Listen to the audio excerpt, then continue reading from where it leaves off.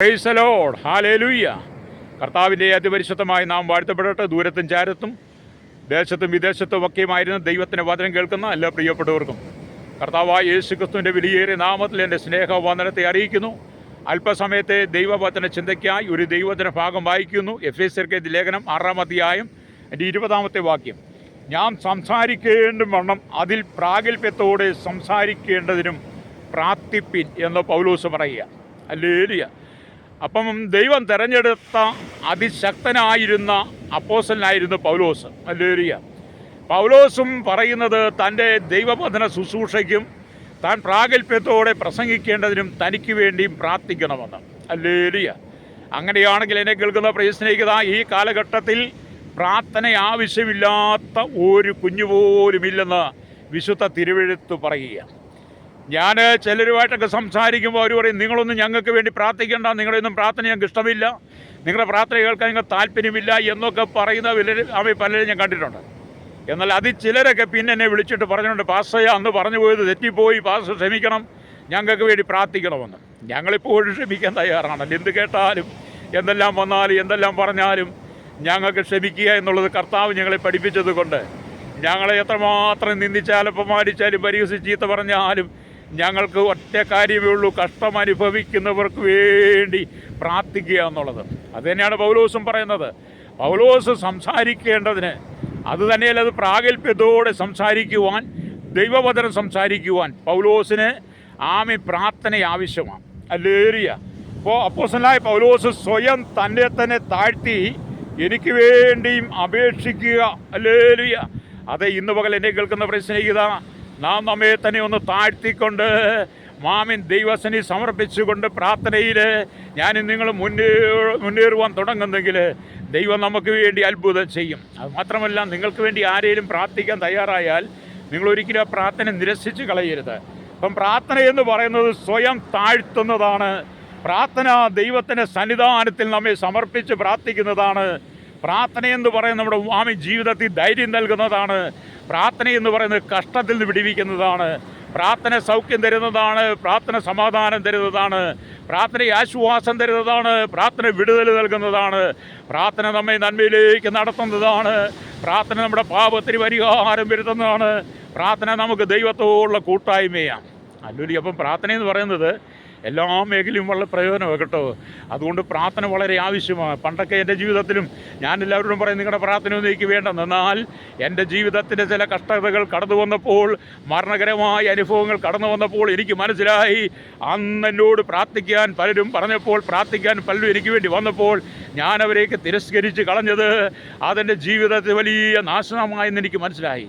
അന്ന് തൊട്ട് ഇന്ന് വരെയും ഞാൻ അതൊക്കെ ഓർത്ത് പ്രാർത്ഥിക്കുന്ന ദൈവത്തോട് പറയാറുണ്ട്, കർത്താവേ, അങ്ങനെ എന്നെപ്പോലെ എത്രയോ ആളുകൾ പ്രാർത്ഥന വേണ്ട എന്ന് പറഞ്ഞ് നടക്കുന്നവരുണ്ട്. അവർക്കെല്ലാം പ്രാർത്ഥന ആവശ്യമാണ്. ദൈവമേ, അവരുടെ കഷ്ടതയിൽ അവർക്ക് ആശ്വാസം കൊടുക്കണമേ, അവരുടെ സങ്കടങ്ങൾ വിടുവിക്കണമേ. മനുഷ്യൻ കർത്താവേ എണ്ണിയ തീരാത്ത വിഷയങ്ങളുമാണ് കടന്നു പോകുന്നത്, അതൊരു മോചനം കൊടുക്കണമെന്ന് ഞാൻ പറഞ്ഞ് പ്രാർത്ഥിക്കാറുണ്ട് കേട്ടോ. ഹല്ലേലൂയ. എന്നെ കേൾക്കുന്ന പ്രിയ ശ്രോതാവേ, നിൻ്റെ ജീവിതത്തിൻ്റെ സാഹചര്യങ്ങൾ ഇന്ന് പഠിച്ചു നോക്കിയാട്ട്, നീ കടന്നു പോകുന്ന മേഖലയൊന്ന് പഠിച്ചു നോക്കിയാട്ട്. എത്രമാത്രം കഷ്ടതയേറിയതാണ്, എത്രമാത്രം കഠിന ശോധനയാണ്, എത്രമാത്രം പ്രതിസന്ധികളാണ്, എത്രമാത്രം വെല്ലുവിളികൾ നിങ്ങൾക്കുണ്ട്, എത്രമാത്രം കഷ്ടതകളുണ്ട്, എന്തെല്ലാം പ്രതികൂലങ്ങളുണ്ട്, എത്രമാത്രം പ്രതികാര മനോഭാവത്തോടെയാണ് പലരും നിങ്ങളെ കാണുന്നത്. പലരും നിന്നോട് ശത്രുത വൈരാഗ്യം തീർക്കാൻ കാത്തിരിക്കുന്നുണ്ട്. നിനക്ക് വേണ്ടി പലപ്പോഴും പതിയിരിപ്പുകാരെ ശത്രു ഒരുക്കിയിട്ടുണ്ട്, നിൻ്റെ ജീവനെ അപകരിച്ചെടുക്കുവാൻ, നിൻ്റെ ജീവനെ തകർക്കുവാൻ. അങ്ങനെയുള്ള സാഹചര്യങ്ങളൊക്കെ ആരുടെയൊക്കെയെങ്കിലും പ്രാർത്ഥന ആയിരിക്കണം നിങ്ങളുടെ ജീവിതത്തെ വിടിവിച്ചത്. പറയാൻ കാരണം, എനിക്കങ്ങനെയുള്ള അനവധി സാഹചര്യങ്ങൾ വന്നിട്ടുണ്ട്. അങ്ങനെയുള്ള സാഹചര്യങ്ങളിൽ എന്നെ സാത്താന് വിട്ടുകൊടുക്കാതെ, മരണത്തിന് വിട്ടുകൊടുക്കാതെ എനിക്ക് വേണ്ടി പ്രാർത്ഥിച്ച ആയിരക്കണക്കിന് ജനങ്ങളുണ്ട്. അതുകൊണ്ടാണ് പൗലോസും പറയുന്നത്, പൗലോസിന് വേണ്ടി പ്രാർത്ഥിക്കണമെന്ന് പറയുന്നത്. അതുകൊണ്ട് എന്നെ കേൾക്കുന്ന പ്രിയ മാതാവേ, പിതാവേ, നിങ്ങൾ പ്രാർത്ഥനാ ജീവിതത്തിലേക്ക് വരണം. പ്രാർത്ഥനാ ജീവിതത്തിലേക്ക് വന്നാൽ നിൻ്റെ കുടുംബത്തിൻ്റെ കഷ്ടതകൾ മാറും, സങ്കടങ്ങൾ മാറും, ദുഃഖങ്ങൾ മാറും, കണ്ണുനീര് മാറും. ഇന്ന് നീ കടന്നു പോകുന്ന സകല പ്രതിസന്ധികളെയും നിനക്ക് അതിജീവിക്കാൻ കഴിയും. നിങ്ങൾ പലപ്പോഴും തകർന്നു പോകുന്നതിൻ്റെ കാരണം എന്താണ്? നിങ്ങൾക്ക് പ്രാർത്ഥനയോ ദൈവമായ യാതൊരു ബന്ധമോ സംസർഗവും ഇല്ലാതെ നിങ്ങൾ ജീവിതത്തിൽ ഒറ്റയ്ക്ക് മുന്നേറാൻ ശ്രമിക്കുക. ഒറ്റയാൻ പോലെ നിങ്ങൾ നടക്കുക. അതുകൊണ്ടൊരു പ്രയോജനമില്ല കേട്ടോ. ഹല്ലേലൂയ. നമുക്ക് ദൈവമായിട്ട് അടുത്ത ബന്ധം വേണം. നമ്മൾ സംസാരിക്കേണ്ടതിനും നമ്മൾ പ്രസംഗിക്കേണ്ടതിനും നമ്മൾ എന്തെല്ലാം വാ തുറക്കണോ ആ വാ തുറക്കുമ്പോൾ അത് മറ്റുള്ളവർക്ക് പ്രയോജനകരമായി തീരുവാൻ വേണ്ടിയിട്ട് അതിന് നമുക്ക് പ്രാർത്ഥന ആവശ്യമാണ്. ഹല്ലേലൂയ. ഇപ്പം പ്രാർത്ഥന എന്ന് പറയുന്നത് നമ്മുടെ ശ്വാസമായിരിക്കണം. പ്രാർത്ഥന നമ്മുടെ ഹൃദയത്തിൻ്റെ ചലനമായിരിക്കണം. പ്രാർത്ഥന നമ്മുടെ ആത്മാവിൽ നിറയുന്നതായിരിക്കണം. പ്രാർത്ഥന നമ്മെ വിശുദ്ധിയിലേക്ക് നടത്തുന്നതായിരിക്കണം. പ്രാർത്ഥന നമ്മുടെ കുടുംബത്തിൻ്റെ അനുഗ്രഹമായിരിക്കണം. പ്രാർത്ഥന നമ്മുടെ മാതാപിതാക്കളുടെ സഹോദരങ്ങളിലെ നമ്മുടെ ബന്ധുമിത്രാദികളിലെ വിടുതലിന് കാരണമായിരിക്കണം. നിങ്ങൾ നോക്കിയാട്ട് നിങ്ങളുടെ കുടുംബത്തിൻ്റെ സാഹചര്യങ്ങൾ ഭർത്താവ് മദ്യപാനി, ഭാര്യ വഴിവിട്ട ജീവിതം, മക്കൾ വഴിവിട്ട ജീവിതം, ഇന്നത്തെ കാലഘട്ടത്തിൽ മയക്കുമരുന്ന് അടിമകളായി പലരും തകർന്ന തരിപ്പണമായി ജീവിതത്തിൽ എന്ത് ചെയ്യണമെന്നറിയാതെ കഷ്ടതയുടെ നടുവിലൂടെ കടന്നു പോകുകയല്ലേ. നിൻ്റെ കുടുംബത്തിൽ സമാധാനമുണ്ടോ? സ്വസ്ഥതയുണ്ടോ? ഒരു നേരത്തെ ആഹാരം നിനക്ക് സ്വസ്ഥമായി കഴിക്കാൻ കഴിയുന്നുണ്ടോ? ഒന്നുമില്ലാതെ നീ തകർന്ന തരിപ്പണമായി അനുഭവമല്ലേ. മരുഭൂമി പോലെയല്ലേ നിൻ്റെ ജീവിതം. അതിൽ നിനക്കൊരു മോചനം ആവശ്യമല്ലേ. അതുകൊണ്ട് ഇത് പകൽ എന്നെ കേൾക്കുന്ന ശ്രോതാവേ, നിൻ്റെ ജീവിതത്തിലൊരു വിടുതൽ ദൈവം തരാൻ ആഗ്രഹിക്കുക. നാളുകളായി മുള്ളും പറക്കാരെയും കൊണ്ട് നിറയപ്പെട്ടതുപോലെ വലിയ വേദനയുടെ അനുഭവം, നിൻ്റെ കുടുംബത്തിനകത്ത് സ്വസ്ഥതയില്ല, സന്തോഷമില്ല. നീ കടന്നു പോകുന്ന ജീവിത സാഹചര്യങ്ങൾ നിന്നെ തകർത്ത് കളയാൻ സാത്താൻ പല പദ്ധതികളും നിൻ്റെ കുടുംബത്തെ തന്നെ ഇല്ലായ്മ ചെയ്യുവാൻ അവൻ പലപ്പോഴും പദ്ധതികൾ ആവിഷ്കരിക്കും കേട്ടോ. അതിൽ നിനക്കൊരു മോചനം ദൈവം തരാൻ ആഗ്രഹിക്കുക. നിങ്ങൾ വേദപുസ്തകം പഠിച്ചു നോക്കിയാട്ട് ഒറ്റയ്ക്കുള്ള ജീവിതം എന്നൊക്കെ പറഞ്ഞ് വളരെ ദുർഘടമാണ്. അതുകൊണ്ട് നിങ്ങൾ സഭാപ്രസംഗിൻ്റെ പുസ്തകം 4-9-10 വാക്യങ്ങൾ വായിക്കുമ്പോൾ ഒരുവനേക്കാൾ 20 നല്ലതെന്നാണ്. അപ്പം നിങ്ങൾ കുടുംബത്തിൽ ഭാര്യ ഭർത്താക്കന്മാർ എന്ത് ചെയ്യണം? കുടുംബമായി പ്രാർത്ഥിക്കണം, കുടുംബമായി ദൈവത്തെ സ്തുതിക്കണം. ഹല്ലേലൂയ. വിശുദ്ധ വേദപുസ്തകം പഠിക്കുന്ന നമുക്ക് കാണാൻ കഴിയുന്നുണ്ട്. യേശുക്രിസ്തുവിനെ കുറിച്ച് പഠിക്കുമ്പോൾ യേശു പകൽ മുഴുവൻ ശുശ്രൂഷ കഴിഞ്ഞ് രാത്രി മുഴുവൻ മലയിൽ പോയിരുന്ന് പ്രാർത്ഥിക്കുമെന്നാണ്.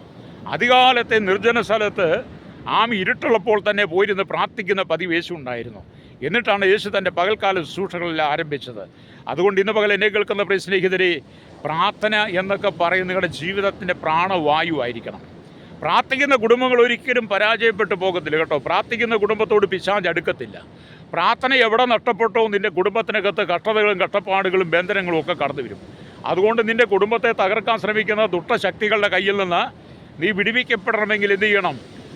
നീ പ്രാർത്ഥിക്കാൻ തയ്യാറാകണം. ഇവിടെ പൗലോസ് പറയുന്നത്, ഞാൻ വേണ്ടും പോലെ സംസാരിക്കേണ്ടതിന് അത് പ്രാഗൽഭ്യത്തോടെ.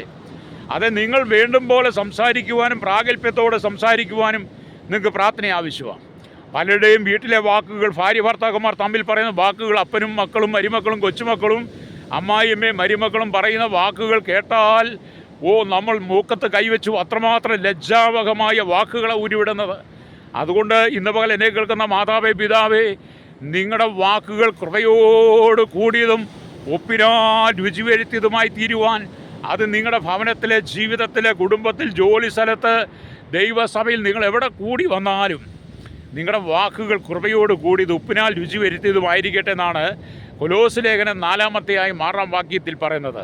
അപ്പം ദൈവം തെരഞ്ഞെടുത്ത അപ്പോസ്തലനായിരിക്കുന്ന പൗലോസിനെ പ്രാഗൽഭ്യത്തോടെ സംസാരിക്കുവാനും പ്രസംഗിക്കുവാനും ഒക്കെ പൗലോസ് മറ്റൊരാളുടെ പ്രാർത്ഥന ആവശ്യപ്പെട്ടെങ്കിൽ എന്നെ കേൾക്കുന്ന സഹോദര സഹോദരി, നിങ്ങൾക്കൊരു പ്രാർത്ഥന ആവശ്യമാണ്.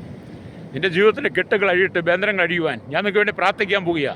നാളുകളായി നിൻ്റെ കുടുംബത്തെ കെട്ടിവെച്ചിരിക്കുന്ന ബന്ധനങ്ങൾ നിൻ്റെ വാക്കുകളായിരിക്കാം, നിൻ്റെ സംസാരമായിരിക്കാം. ഇന്ന് പകൽ അതിൽ നീ വിടുതൽ പ്രാപിക്കാൻ ആഗ്രഹിക്കുന്നെങ്കിൽ എന്നോടൊപ്പം ചേർന്ന് പ്രാർത്ഥിച്ചാട്ട്. പരിശുദ്ധ ഞങ്ങളുടെ നല്ല ദൈവമേ, സ്വർഗ്ഗ പിതാവേ, അനുഗ്രഹിക്കപ്പെട്ട നല്ല സമയത്തിനായി പ്രാർത്ഥിക്കുന്നു. പൗലോസ് പ്രാർത്ഥന ആവശ്യപ്പെട്ടതുപോലെ കർത്താവേ, പലപ്പോഴും വാക്കുകളാണ് കുടുംബത്തിനകത്ത് കലഹമുണ്ടാക്കി പ്രശ്നം സൃഷ്ടിച്ച് ദൈവസാന്നിധ്യം നഷ്ടപ്പെട്ട ആത്മഹത്യയിലേക്ക് നീങ്ങുന്നത് വാക്കുകളിലൂടെയാണ്. അതുകൊണ്ട് കുടുംബത്തിനകത്ത് സമാധാനം, സന്തോഷം നിലനിൽപ്പാൻ, സമാധാനത്തോടെ ജീവിപ്പാൻ വാക്കുകൾ കൃപയോടുകൂടി ഉപ്പിനാൽ രുചി വരുത്തമായി തീരുവാൻ, ഭവനത്തിനകത്ത് പ്രാർത്ഥനയുടെ, ആരാധനയുടെ, ആ ദൈവസാന്നിധ്യം താഴ്മയുടെ അനുഭവം ഉണ്ടാകുവാൻ ഹല്ലേലൂയ ജനത്തിന് വേണ്ടി പ്രാർത്ഥിക്കുകയാണ്. ലോകമെമ്പാടും ജനത്തെ പ്രാർത്ഥനയിലേക്ക്, താഴ്മയിലേക്ക് മടക്കി വരുത്തണമേ. യേശുവിൻ്റെ നാമത്തിൽ തന്നെ ആമേൻ.